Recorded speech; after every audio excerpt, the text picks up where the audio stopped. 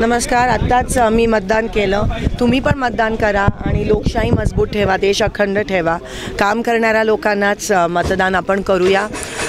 जे इतर कॅन्डिडेट आहेत, सगळ्या कॅन्डिडेटची तुलना करा आपण, आणि कोणी किती काम केलं आहे, कोणी किती दिवस सोलापुरात राहिलं आहे कामाच्या आधारावर, आणि कोण फक्त धर्माच्या आणि जातीच्या आधारावर मतदान मागतं, हे चित्र खरं तर स्पष्ट आहे. म्हणून मी मतदारांना पण आवाहन करते की एका मजबूत सोलापूरसाठी, मजबूत देशासाठी आपण योग्य तो निर्णय घ्या.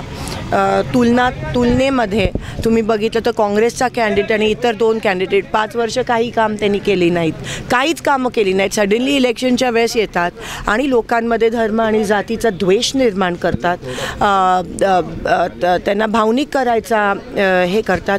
तर हे किती स्पष्ट, एवढं स्पष्ट असताना पण आणि एकच कॅन्डिडेटने ज्यांनी काम केलं आणि इलेक्शन पण विकास कामाच्या आणि सर्वधर्म समभावच्या आधारावर आम्ही इलेक्शन लढलो आहे. तर म्हणून लोकांसमोर मी लोकांना विनंती करते की तिन्ही कॅन्डिडेटची तुलना करा. कोण काय करते, कोण लोकांचा वापर करून धार्मिक आणि जातीच्या चौकटीत लोकांना पकडवण्याचा प्रयत्न करत आहे, आणि कोण केवळ फक्त विकास कामाच्या मुद्द्यावर इलेक्शन लढत आहे.